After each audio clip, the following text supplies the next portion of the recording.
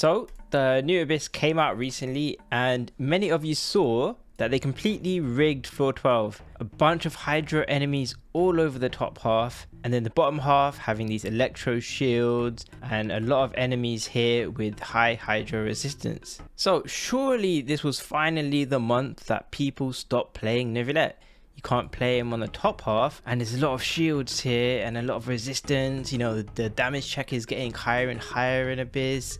Surely not. Well, no, because the YS helper usage rates came out, and as ever, people are still playing him. Same old teams with the same old supports. Many of Neuvillette's popular teammates getting boosted as well. Well, not only did I play Neuvillette this Abyss, but I also have some theories as to why he still works well and he still continues to be popular. Before we get started though, I do need to get this out. Neuvillette's strength has hardly ever been just about his damage. In fact, strictly damage wise, he hasn't ever really been at the top, at least for long, even in Fontaine. Speed on wise, he had his time in the sun here and there, but for both low investment and high investment, he was never dominant for a stretch. And that was Fontaine. Definitely now in Natlan, with power creep powerhouses like Mualani, Moika, and more recently Varessa, these characters have crazy damage ceilings. But of course, I would know speedruns are only a super minority of players. The average player does not care for the highest DPS if it's difficult or annoying to play.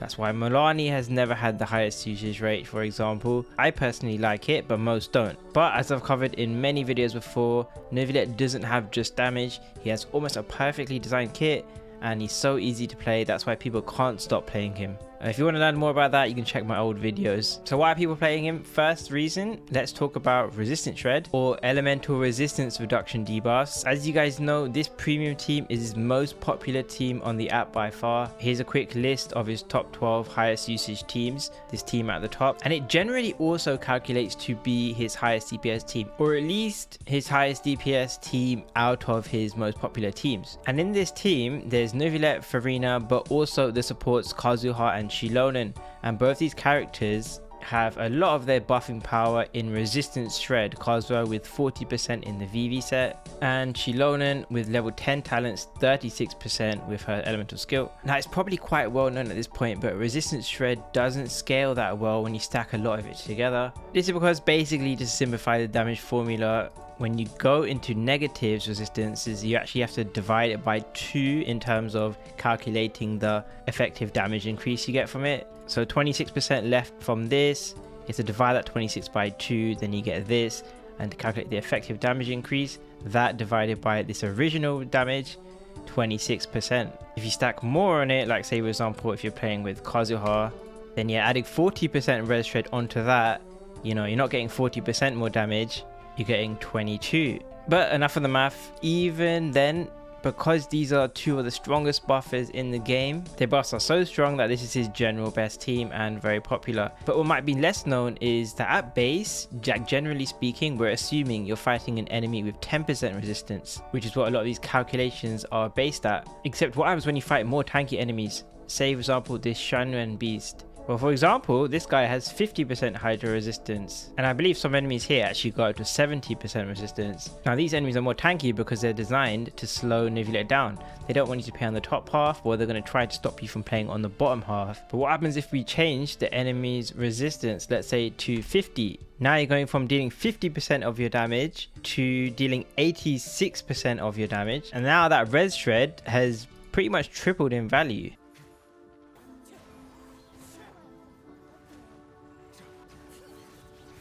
So it's the same amount of shred, but the damage increase you get is way bigger. Now, why is that? That's because, like I said, the way the damage formula works, resistance reduction is one of the few support things that actually get stronger against more tanky enemies. You know, if I change that to 40, then 60% there, it's still a very big increase. Then you can see that here, even 10 to 20% resistances, you're getting a lot more damage just from a small resistance change. So this all means, yeah, if you're forced to play on the bottom half, maybe they are countering Neuvillette with suboptimal teams, but the vast majority of players are playing him with res shredding teammates. In fact, every team here has at least one, if not two res shredders, unless I'm blind. So even if he's not dealing as much damage as he would against normal enemies, with teams that you've most likely invested into, he's still more than fine enough. And speaking of investment, the other advantage he has is investment.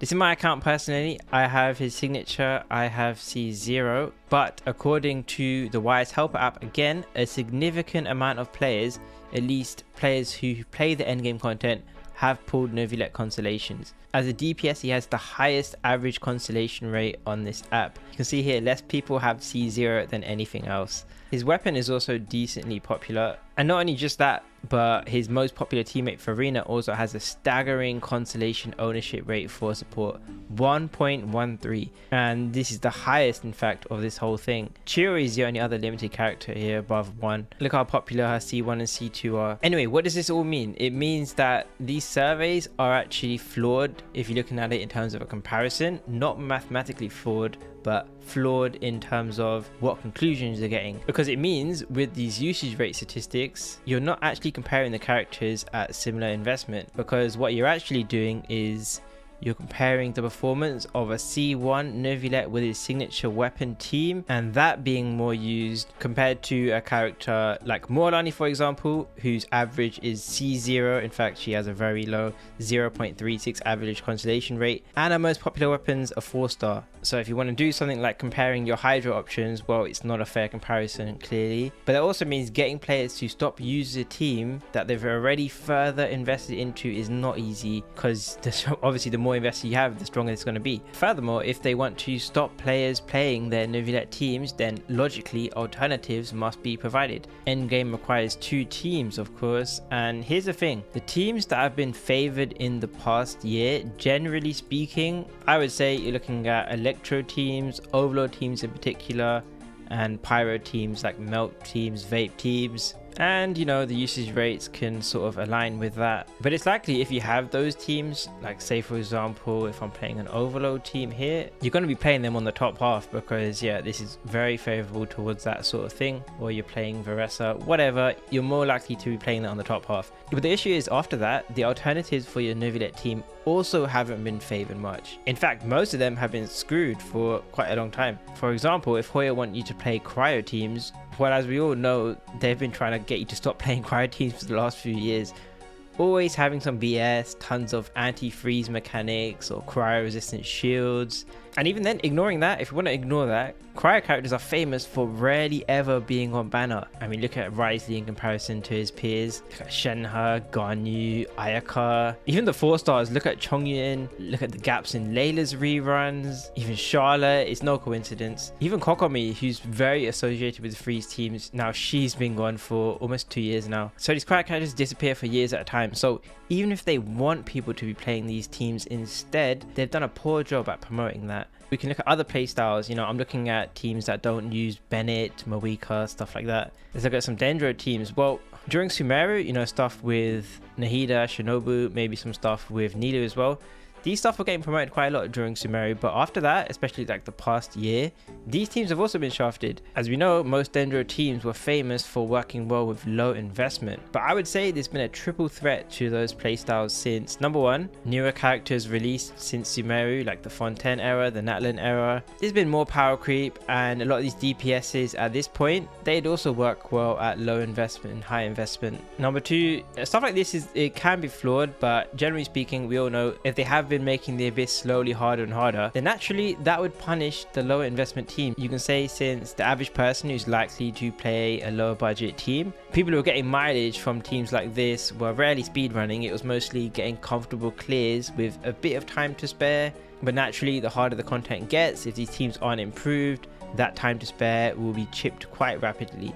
And remember, very few Dendro teams have received noticeable buffs the past 2 years. In fact, honestly, the two most recent Dendro characters, Kinich and Emily, they function more like the Pyro teams. And number three, honestly, Nahida is another victim of Hoyo trying to stop you playing Kazuha and Animo characters. Animo characters using VV, they've clearly been trying to stop that. I've talked about that in my recent video. But as you guys know, since a skill requires you to re-tag enemies whenever they enter the field, you know, if they're creating multi-wave issues for Kazuha and Vivi, then Nahida's also going to suffer from the same multi-wave issues. And lastly, if you're looking at alternatives to play, well, if you look at the ownership for recent DPSs the past year, quite a lot of them have been quite low. Mualani 23%, Veresa 26%, Chaska 29%. You know, unfortunately, there is a big gap in ownership between most of Natlan and even Cloran if you want to go back further in comparison to Moika and her premium supports. Same thing with Neuvillette's ownership and a lot of the Fontaine characters like Navia. And from how I see it, to me it's been clear they've tried to push specific DPSs as the popular ones like Moika, Arlecchino, Neuvillette. Either way, they want the majority to save up for those banners. Like as we all know, they wanted the majority of players to go for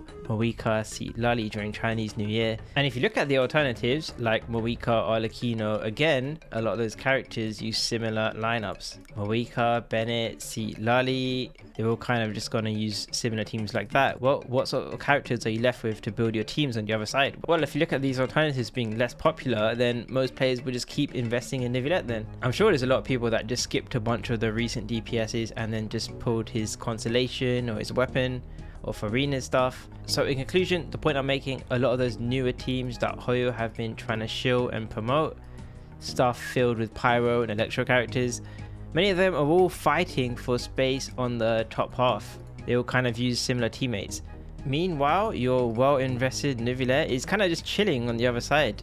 There's not much competition here for him, and regrettably a lot of the other teams that you might be playing, a lot of them have been shafted even more than Neuvillette has, so people have just grown accustomed to just playing Neuvillette. Anyway, I thought this would be a fun video. I'm sure you can think of 2 or 3 more small things that may have made him still resistant to this day to Hoyo's pressure. You know, they're trying to filter him out, they're trying to get you to play other teams, but you know, even though he's not dominating or anything, you can see he's still quite press resistant. I hope you enjoyed this video, and I'll see you soon with the next one.